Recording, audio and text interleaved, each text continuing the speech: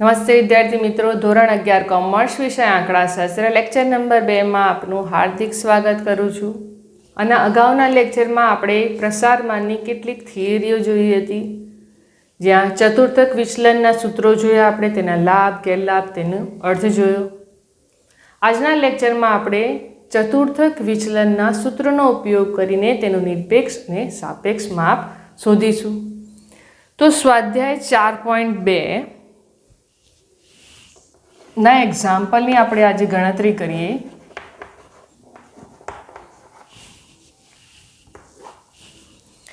તો તેનો પહેલો એક્ઝામ્પલ છે, એક નિશાનબાજ એક સ્પર્ધાની પૂર્વ તૈયારી કરતી વખતે છેલ્લા 10 પ્રયત્નોમાં, 10 એટલે કે n બરાબર કેટલા 10 પ્રયત્નોમાં તેનું નિશાન નીચે જણાવેલ અંતર કૌંસમાં મીમી આપ્યું છે, એટલે કે આપણે તેનું નિરપેક્ષ માપ લખતી વખતે મીમી લખવું પડશે, થી ચૂકી જાય છે. નીચે અવલોકનો આપ્યા છે. ત્યારબાદ આપણને કીધું છે કે આ માહિતી પરથી નિશાન ચૂકના માપનું ચતુર્થક વિચલન અને ચતુર્થક વિચલનાંક એટલે નિરપેક્ષ અને સાપેક્ષ માપ બંને શોધવાના છે. તો આપણે સૌ પ્રથમ શોધીશું નિરપેક્ષ માપ, પરંતુ તેના પહેલાં જે પણ માહિતી આપી છે તે માહિતીને ચડતા ક્રમમાં ગોઠવવી પડશે.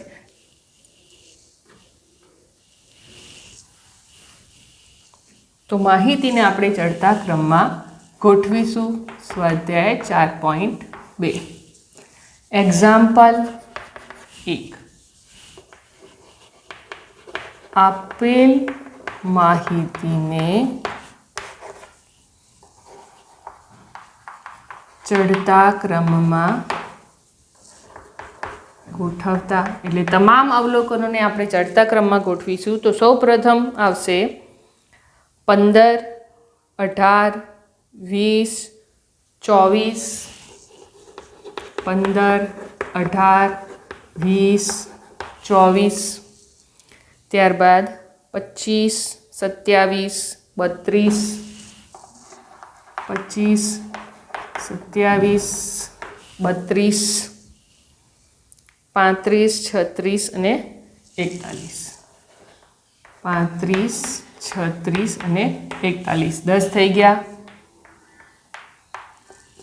10. તો n બરાબર કેટલા 10. હવે આ તેનું નિરપેક્ષ માપ આપણે શોધીએ. તો QD બરાબરનું સૂત્ર શું હતું કે Q3 માઇનસ Q1 ભાગ્યા 2. તો આ સૂત્રની આપણે ગણતરી કરતા પહેલા આપણે શું શોધવું પડશે? Q3.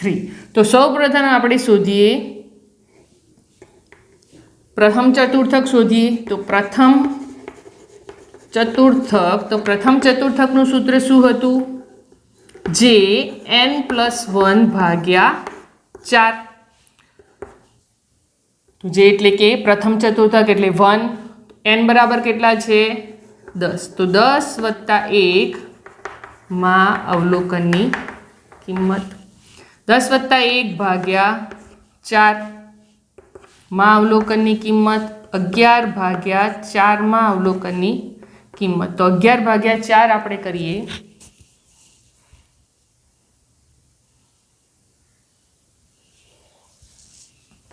તો 2.75 માં અવલોકનની કિંમત. હવે જ્યારે આપણે Q1 શોધીએ છીએ ત્યારે આપણે શું કરવું પડશે? ડાયરેક્ટ આપણે લખી શકીશું નહીં કે 2.75 એટલે ત્રીજું અવલોકન. ના, અહીં શું કરવું પડશે? બીજું અવલોકન વત્તા 75 છે એટલે 0.75 કૌંસમાં ત્રીજું અવલોકન ઓછા બીજું અવલોકન. તો આ રીતે ગણતરી થશે. તો બીજું અવલોકન કયું છે? 18. તો 18 વત્તા 0.75 કૌંસમાં ત્રીજું અવલોકન ઓછા બીજું એટલે 20 ઓછા 18, 20 ઓછા 18. તો 18 વત્તા 0.75, 20 ઓછા 18 એટલે 2 રહેશે. ત્યારબાદ 18 વત્તા 0.75 ગુણ્યા 2 એટલે 1.5. તો જવાબ આવશે 19.5. હવે આ શું આવ્યું? Q1. તો Q1 બરાબર 19.5. હવે આપણે શોધીએ Q3. 3 એટલે કે તૃતીય ચતુર્થક. તો તૃતીય ચતુર્થક શોધતી વખતે શું આવશે? અહીંયા કેટલા આવશે? 3. 10 + 1 / 4 અહીંયા આવશે 3. અહીં શું થઈ જશે? 11 * 33 / 4 માં અવલોકનની કિંમત. તો 33 / 4 કરીએ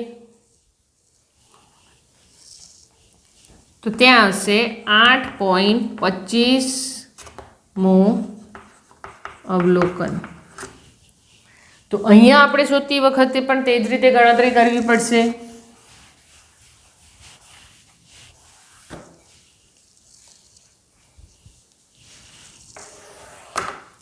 શું થશે? 8મું અવલોકન વત્તા 0.25 કૌંસમાં 9મું ઓછા 8મું અવલોકન. હવે 8મું અવલોકન કયું છે? 35 વત્તા 0.25 9મું 36 એટલે 9મું 36 ઓછા 8મું 35. તો શું આવશે? 35 વત્તા 0.25 36માંથી 35 જાય તો 1 એટલે 35.25 એ શું આવશે? Q3. માટે Q3 બરાબર 35.25. Q1 કેટલા હતા? 19.5. Q3 કેટલા આવ્યા? 35.25. હવે QD ની અંદર આપણે તે કિંમત મૂકી અને નિરપેક્ષ માપની ગણતરી કરીએ.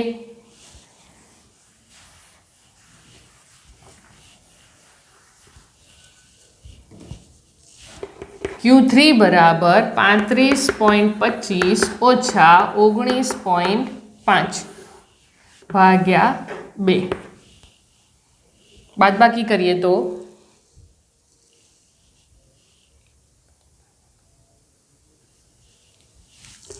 15.75 ભાગ્યા 2. 15.75 ભાગ્યા 2 કરીએ તો 7.875 મીમી થાય. 7.875 મિલીમીટર થશે. આ શું આવ્યું? QD. હવે આપણે તેનું સાપેક્ષ માપ શોધવાનું કીધું છે તો તેની ગણતરી કરીએ. તો સાપેક્ષ માપની અંદર શું હતું? QD ભાગ્યા તૃતીય ચતુર્થક અને પ્રથમ ચતુર્થકની સરેરાશ. એટલે ચતુર્થક વિચલનાંક બરાબર તેનું સૂત્ર થશે Q3 - Q1 ભાગ્યા Q3 + Q1. તો Q3 - Q1 35.25 ઓછા 19.5 ભાગ્યા 35.25 વત્તા 19.5. તો 35.25 ઓછા 19.5 તો આપણે શોધ્યા હતા કે 15.75. હવે તેનો સરવાળો કરીએ તો 35.25 વત્તા 19.5 તો 54.75. હવે તેનો ભાગાકાર કરીએ તો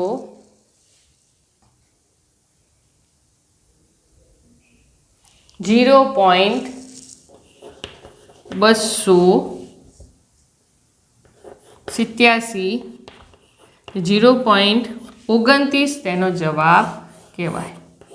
ચતુર્થક વિચલનાંક કેટલો? 0.29 અને ચતુર્થક વિચલન બરાબર કેટલા? 7.875 કે જે નિરપેક્ષ માપ છે એટલે અવલોકનનો એકમ પાછળ લખાય છે અને સાપેક્ષ માપની અંદર જે માપ કેવું છે? એકમથી મુક્ત છે એટલે તેની પાછળ એકમ લખાતા નથી. તો આપણે જોયું સ્વાધ્યાય 4.2 નો પહેલો એક્ઝામ્પલ. આના પછી જોઈએ આપણે 4.2 ની અંદર બીજો એક્ઝામ્પલ. તો 4.2 નો એક્ઝામ્પલ નંબર 2 ની આપણે ગણતરી કરીએ. સૌપ્રથમ તેની રકમ આપણે વાંચીએ તો શું કહે છે, એક શાળાના 43 વિદ્યાર્થીઓને મેળવેલા ગુણના નીચે આપેલ આવૃત્તિ વિતરણ પરથી ગુણનું ચતુર્થક વિચલન અને ચતુર્થક વિચલનાંક શોધો. અહીંયા આપણને શું આપ્યું છે, એક્સ અવલોકનો તો આપ્યા જ છે, સાથે સાથે આવૃત્તિ એટલે એફ પણ આપેલો છે. માટે આપણે શું શોધવું પડશે, સીએફ એટલે કે સંચય આવૃત્તિ આપણે શોધીને એક્ઝામ્પલ ગણવો પડશે. તો આપણે કોઠો બનાવીએ, એક્સ એફ અને સીએફ એટલે ગુણ, વિદ્યાર્થીઓની સંખ્યા અને સંચય આવૃત્તિ.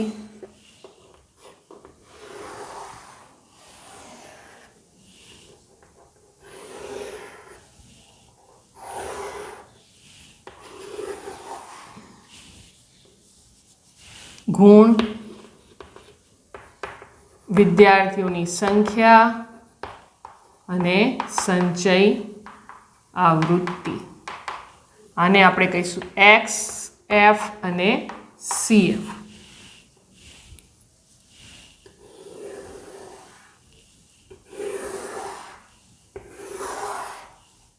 આ રીતે કોષ્ટક તૈયાર થશે. એક્સ આપ્યા છે 10, 20, 30, 40, 50, 60 અને કુલ વિદ્યાર્થીઓની સંખ્યા આપણે લખીએ તો 4, 7, 15, 8, 7, 2. 4, 7, 15, 8, 7 અને 2. અહીંયા આવશે n બરાબર જે આપણે સીએફ પરથી શોધીશું. તો સીએફની અંદર સૌપ્રથમ 4, 4ની અંદર 7 ઉમેરીએ તો 11, 11 માં 15, 26, 26 માં 8, 34, 34 ને 7, 41 ને 2, 43 એટલે n બરાબર કેટલા, 43. તો આ માહિતી પરથી આપણે શોધવાનું છે ચતુર્થક વિચલન અને ચતુર્થક વિચલનાંક. તો સૌપ્રથમ આપણે જોઈએ Q1 આપણે શોધી દઈએ. ત્યારબાદ QD નું જે સૂત્ર છે કે Q3 - Q1 ભાગ્યા 2 એ સૂત્રની અંદર આપણે તે મૂકીશું. તો Q1 શોધવા માટે જે n+1 ભાગ્યા 4 માં અવલોકનની કિંમત. તો 1 n કેટલા છે 43 વત્તા 1 ભાગ્યા 4 માં અવલોકનની કિંમત 43 અને 1 44 ભાગ્યા 4 માં અવલોકનની કિંમત એટલે 11 માં અવલોકનની કિંમત થશે. એટલે કે Q1 બરાબર 11મું અવલોકનની કિંમત એટલે કેટલા, Q1 બરાબર 20. તે જ રીતે આપણે શોધીએ Q3. તો જે બરાબર n+1 ભાગ્યા 4 માં અવલોકનની કિંમત. તો જે બરાબર કેટલા આવશે 3. n બરાબર કેટલા 43 વત્તા 1 ભાગ્યા 4 માં અવલોકનની કિંમત 3 કૌંસમાં 44 ભાગ્યા 4 માં અવલોકનની કિંમત 132 ભાગ્યા 4 માં અવલોકનની કિંમત 132 ભાગ્યા 4 કરીએ આપણે તો 33 માં અવલોકનની કિંમત થશે. તો Q3 બરાબર 33 માં અવલોકન શેમાં સમાશે, 34 માં સમાશે એટલે 40. તો Q3 બરાબર 40 જવાબ થશે. હવે બંને કિંમતો આપણે શોધી દીધી છે. તો તે બંને કિંમતોને આપણે નિરપેક્ષ અને સાપેક્ષ માપના મૂકીએ. તો Q1 બરાબર 20 અને Q3 બરાબર 40. તો સૌપ્રથમ આપણે QD શોધીએ.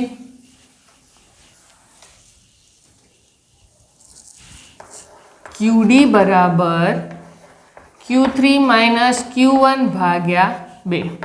તો Q3 કેટલા હતા 40 અને Q1 20 ભાગ્યા 2.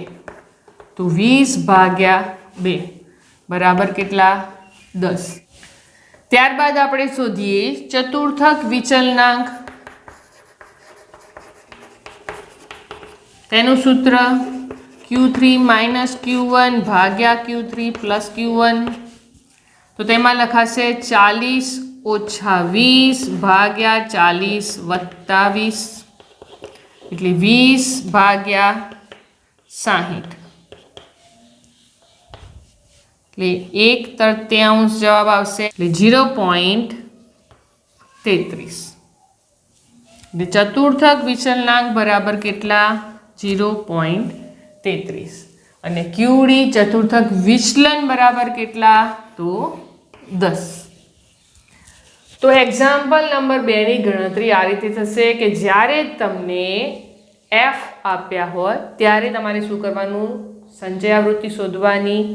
ત્યારબાદ જેટલી કિંમત મળે છે તેની સંચય આવૃત્તિમાંથી શોધીને તેના સામેનું અવલોકન લખવાનું, ભૂલાય નહીં. તો આ એક્ઝામ્પલ ગણ્યા પછી આના પછીનું ત્રીજો એક્ઝામ્પલ જોઈએ આપણે કે જેની અંદર વર્ગ આપ્યા હોય તે વખતે દાખલાની ગણતરી આપણે કેવી રીતે કરીશું. તો એક્ઝામ્પલ નંબર 3 આપણે જોઈએ. તેની રકમ વાંચીએ તો શું કહે છે કે એક રેસ્ટોરન્ટમાં કોઈ એક દિવસે આવતા ગ્રાહકોને નાસ્તાના બિલ તરીકે ચૂકવેલ રકમનું વિતરણ આપણને આપેલું છે.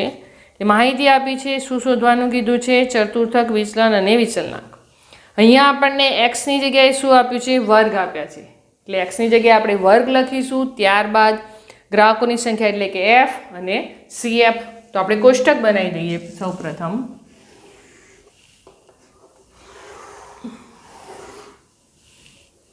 અહીંયા આવશે વર્ગ,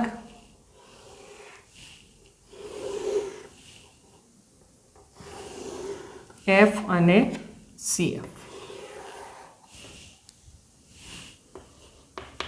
વર્ગ ગ્રાહકોની સંખ્યા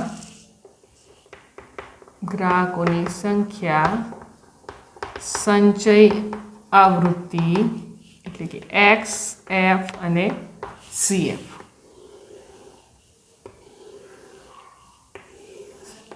जीरो थी 50, 50 थी 100, 100 थी 150, 150 थी 200 અને 200 થી 250.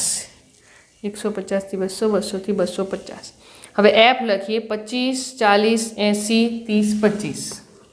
25, 40, 80, 30 અને 25. 25, 40, 80, 30 અને 25. અહીંયા એન આવશે. સીએફ શોધીએ તો સૌપ્રથમ 25 મૂકી દેવાના, ત્યારબાદ એમાં 40 ઉમેરતા 65. 65માં 80 ઉમેરીએ તો 145. 145માં 30 એટલે 175. 175માં 25 એટલે 200. તો એન બરાબર કેટલા આવશે? 200. હવે આપણે સૌપ્રથમ શોધીએ Q1, કારણ કે Q1 અને Q3 આપણે શોધવાના. તો Q1 બરાબર અહીંયા શું લખાશે? n+1 ભાગ્યા 4 લખાશે નહીં, કારણ કે વર્ગ છે. વર્ગ છે માટે આપણે શું લખીશું? n/4 માં અવલોકનની કિંમત. તો n/4 કેટલા છે? n 200. 200 ભાગ્યા 4 માં અવલોકનની કિંમત. 200 ભાગ્યા 4 કરીએ એટલે 50માં અવલોકનની કિંમત. તો 50 એમાં સમાશે 65માં. એટલે કયું આવશે? વર્ગ કયો આવશે? 50 થી 100. અવલોકન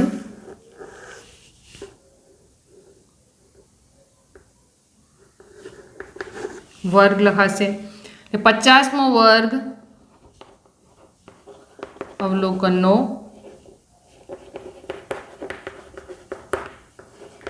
વર્ગ બરાબર 50 થી 100. હવે આને આપણે જે સૂત્ર આપણે સૌપ્રથમ શીખ્યા હતા ત્રીજા ચેપ્ટરની અંદર, એલ વાળું સૂત્ર, એ સૂત્રનો અહીંયા ઉપયોગ થશે. તો Q1 શોધવા માટે સૂત્ર L પ્લસ n/4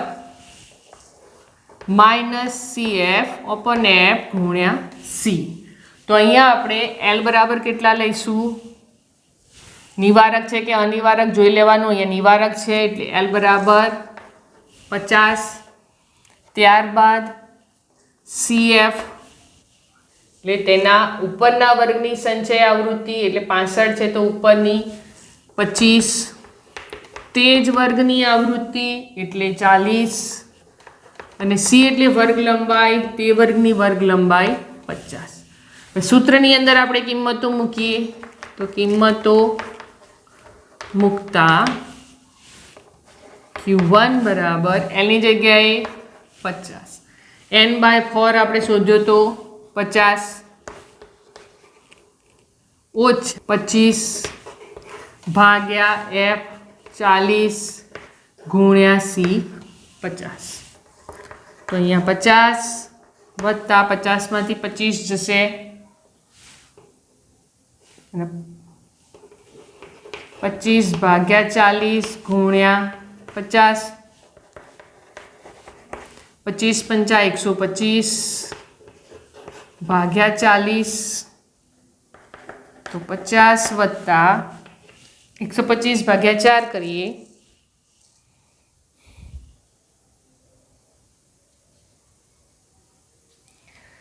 $31.25.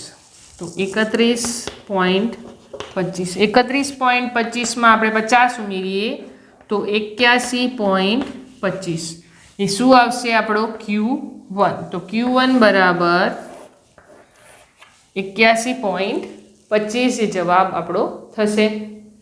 તો Q1 આપણે શોધી દીધો. તે જ રીતે આપણે શોધીએ Q3. તો અહીંયા લખાશે Q1 ની જગ્યાએ Q3.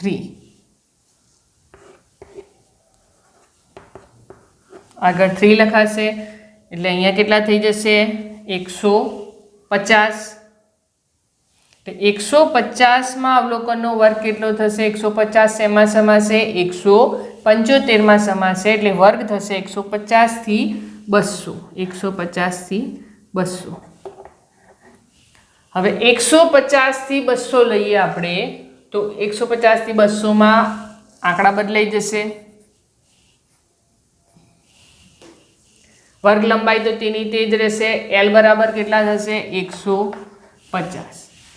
CF બરાબર તેના ઉપરના વર્ગની એટલે 145. F બરાબર તે જ વર્ગની આવૃત્તિ એટલે 30 અને વર્ગ લંબાઈ 150 થી 200 એટલે 50. કિંમતો આપણે મૂકીએ તો L બરાબર 150, CF n/4 કેટલા હતા? 150. CF બરાબર 145, F બરાબર 30 અને 50.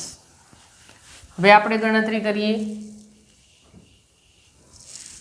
તો 150 વત્તા 150 માંથી 145 એટલે 5 ભાગ્યા 30 ગુણ્યા 50. 150 વત્તા 5 × 5 = 25 250 ભાગ્યા 30 એટલે 150 વત્તા 25 ભાગ્યા 3. 25 ભાગ્યા 3 કરીએ આપણે 30 તો 8.33. હવે 158 સરવાળો કેટલો થશે? 158.33. આ શું આવ્યું? Q3. Q1 અને Q3 બંને આપણને મળી ગયા. હવે આપણે શું શોધીશું? નિરપેક્ષ માપ ચતુર્થક વિચલન. તો સૌપ્રથમ આપણે શોધીએ ચતુર્થક વિચલન. Q1 કેટલા હતા? 81.25 અને Q3 158.33. તો QD બરાબર Q3 માઇનસ Q1 ભાગ્યા 2. તો Q3 158.33 માઇનસ Q1 81.25 ભાગ્યા 2. બાદબાકી કરીએ આપણે.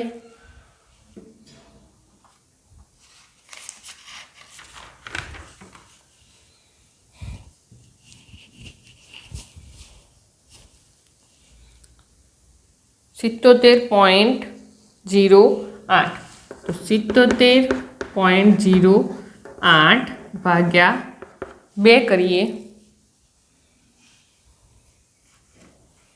તો 38.54 રૂપિયા 38.54 રૂપિયા નિરપેક્ષ માપની અંદર લખાશે, કારણ કે તે આપણે એકમમાં દર્શાવવાનું છે માટે. હવે આપણે શોધીએ ચતુર્થક વિચલનાંક. તો ચતુર્થક વિચલનાંક બરાબર Q3 માઇનસ Q1 ભાગ્યા Q3 પ્લસ Q1.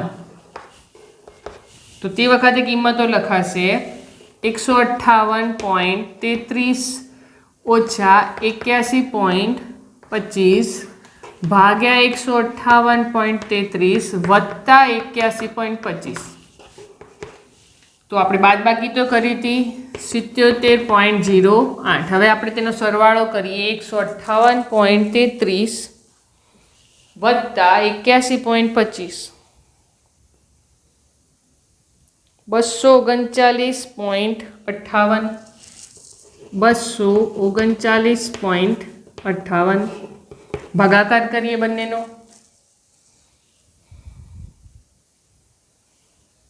તો જવાબ આવશે 0.32, જેને આપણે એકમમાં દર્શાવવાના નથી. તો ચતુર્થક વિચલનાંક 0.32 અને ચતુર્થક વિચલન 38.54 રૂપિયા થશે. તો આ રીતે દાખલાની ગણતરી થાય. તો ચતુર્થક વિચલનની અંદર આપણે જોયું કે સૌપ્રથમ અવલોકનો આપ્યા હોય તો નિરપેક્ષ અને સાપેક્ષ માપ કેવી રીતે શોધવા, ત્યારબાદ આવૃત્તિ આપી હોય તો CF શોધીને શોધવાના, અને વર્ગ આપ્યા હોય તો તેના સામેના વર્ગ શોધી CF શોધ્યા બાદ તેના સામેનો વર્ગ શોધીને એલવાળા સૂત્ર દ્વારા આપણે એક્ઝામ્પલની ગણતરી કરવાની થશે. તો ચતુર્થક વિચલનની તમામ માહિતી આપણે જોઈ લીધી. ત્યારબાદ તેના તમામે તમામ એટલે 3 ટાઈપના જે એક્ઝામ્પલ આપે છે તે એક્ઝામ્પલની પણ આપણે ગણતરી કરી. તો આજનું આપણું લેક્ચર આપણે આટલે સુધી રાખીએ છીએ. આના પછીના લેક્ચરમાં ફરી મળીશું. તો અત્યાર સુધી જે પણ એક્ઝામ્પલ શીખ્યા તેનો ઘરે મહાવરો કરો, ઘરે રહો, સેફ રહો.